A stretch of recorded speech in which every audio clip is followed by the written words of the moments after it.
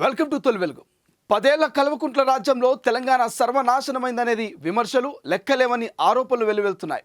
2 పర్యాయాలు బీఆర్ఎస్ను గెలిపించినటువంటి ప్రజల్ని ఉద్ధరించకపోగా తన కుటుంబాన్ని మాత్రం ఊహకందని రీతిలో తీర్చిదిద్దుకున్నారని స్కాములు చెబుతున్నాయి. పైకి అది చేశాం ఇది చేశామని చెప్పుకునే కేసీఆర్ కుటుంబం లోపల మాత్రం కావాల్సినంత దోచుకుందని లెక్కలతో సహా బయటపడుతోంది. ప్రభుత్వాన్ని అడ్డుపెట్టుకొని ఓవైపు కేటీఆర్, మరోవైపు హరీష్ రావు ఇద్దరు అడ్డగోలుగా చేసినటువంటి స్కామ్లని కూడా కాంగ్రెస్ అధికారంలోకి రాగానే బయటపడుతున్నాయి. ఇక కేసీఆర్ కుమార్తె కవిత గురించి అయితే ప్రత్యేకంగా చెప్పడానికి లేదు. గల్లీ నుంచి ఢిల్లీ దాకా లిక్కర్ స్కామ్లో ఇరుక్కొని తిహార్ జైల్లో ఊచలు లెక్కపెట్టి వచ్చారు. ఈ ముగ్గురే కాదు, వీరి బంధువులు, వారి కుటుంబ సభ్యులు, ఇలా ఒక్కరిద్దరు కాదు, చెప్పుకుంటూ పోతే చాతడంత జాబితా ఉంది. కేసీఆర్ పాలనలో జరిగిన వ్యవహారాలన్నీ ఒక్కొక్కటిగా వెలుగు చూస్తున్నాయి. దీంతో వామ్మో ఇంత చేశారా అంటూ గులాబీ పార్టీ నేతలే అవాకవుతున్న పరిస్థితి. పేదలకు కూడు గూడు సంగతి పూర్తిగా పక్కనెట్టిన నాటి ప్రభుత్వం కేసీఆర్ కుటుంబంలో మాత్రం ఒక్కొక్కరికి ఒక్కొక్క ఫామ్ హౌస్ నిర్మించుకునేందుకు సహకరించింది. అక్రమ ఫామ్ హౌస్లకు కేరాఫ్గా మారిన కేటీఆర్ ఫ్యామిలీలో మరో సంచలన విషయం తాజాగా బయటకొచ్చింది. ఇప్పటికే మాజీ మంత్రులు కేటీఆర్, హరీష్ రావు వాడుతున్న ఫామ్ హౌస్లను అక్రమ కట్టడాలుగా అధికారులు గుర్తించగా, ఇప్పుడు మద్యం పార్టీతో దేశవ్యాప్తంగా అందరి నోళ్లలో నానిన కేటీఆర్ భావమర్ది రాజ్ పాకాల ఫామ్ హౌస్ కూడా అక్రమ కట్టడమేనని అధికారులు తేల్చారు. అసలు అక్కడ బిల్డింగులు కట్టడానికి ఎలాంటి పర్మిషన్లు లేవని అధికారులు చెబుతున్నారు. ఓ ఆర్టీఐ దరఖాస్తుకు సమాధానం ఇచ్చిన జన్వాడ పంచాయతీ కార్యదర్శి ఆ ఫామ్ హౌస్ నిర్మించడానికి ఎలాంటి అనుమతులు తీసుకోలేదంటూ సమాధానం ఇచ్చారు.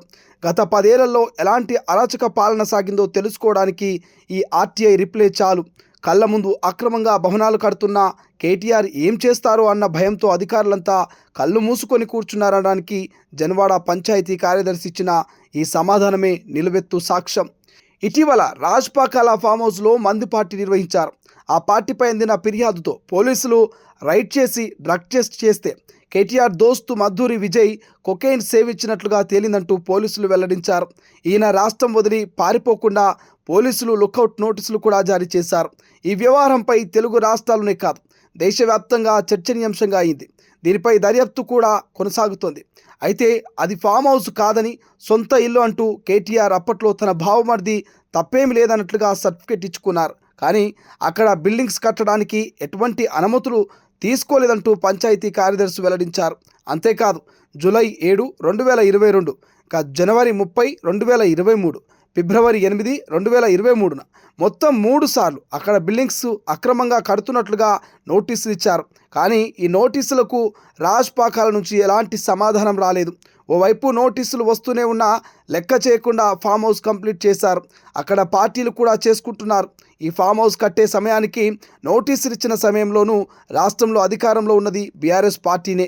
మంత్రి కేటీఆర్ ప్రభుత్వం అంతా తానే ఉన్నట్లుగా నడిపిస్తూనే ఉన్నారు. పంచాయతీ అంటే ఓ రకంగా గ్రామ స్థాయిలో ప్రభుత్వమే. అలాంటి ప్రభుత్వం ఇచ్చిన నోటీసులకు సమాధానం ఇవ్వకపోతే బావమర్ది పైన ఎందుకు చర్యలు తీసుకోలేదు అని మిలియన్ల డాలర్ ప్రశ్నలకు సమాధానం రావాల్సి ఉంది. అధికారం తమ చేతుల్లో ఉంది కాబట్టి తాము ఏం చేసినా చెల్లుబాటు అవుతుందనుకున్నారా? తాము రూల్స్ డిసైడ్ చేసే వాళ్ళమే కానీ పాటించే వాళ్ళం కాదనుకున్నారా? లేక తమ అడ్డగోలు వ్యవహారాలకు అడ్డుపడేది ఎవరని విర్రవీగారా? కేటీఆర్ అండ లేకపోతే ఇంతగా ఆయన భామర్ది రాజ్ పాకాల తెగించగలుగుతారా? 10 ఏళ్ల పాటు అద్భుతమైన పాలన అందించామని పదే చెప్పుకునే కేటీఆర్ దానికి ఎగ్జాంపుల్ ఇదే అంటారా? కేటీఆర్ ఈ ప్రశ్నలకు సమాధానం చెప్పాల్సిందేనంటూ కాంగ్రెస్ నేతలు డిమాండ్ చేస్తున్నారు. అటు రాజ్ పాకాల ఫామ్ హౌస్ అక్రమ కట్టడమని పంచాయతీ అధికారులే తేల్చి చెప్పారు. కాబట్టి ప్రస్తుతం ఉన్న ప్రభుత్వం ఎలాంటి చర్యలు తీసుకుంటుందనే దానిపై సర్వత్రా ఆసక్తి మారింది. జన్వాడ ఫామ్ హౌస్లో పార్టీతో మొదలై అనేక మలుపులు తిరిగి అక్రమమని తేలే వరకు వచ్చింది. ఈ వ్యవహారంతో రాజ్ పాకాలతో పాటు కేటీఆర్ కూడా అడ్డంగా బుక్కైనట్లే, చిక్కులు కొని తెచ్చుకున్నట్లే అని రాజకీయ విశ్లేషకులు చెబుతున్నారు.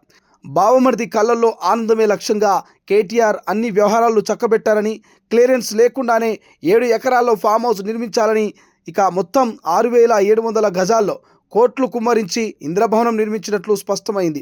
అయినా సరే అది ఫామ్ హౌస్ కానే కాదని తన భావమర్ది ఇల్లని కేటీఆర్ బుకాయించారు. అయితే ఇప్పటి వరకు వెలుగులోకి వచ్చినవి ఇవే.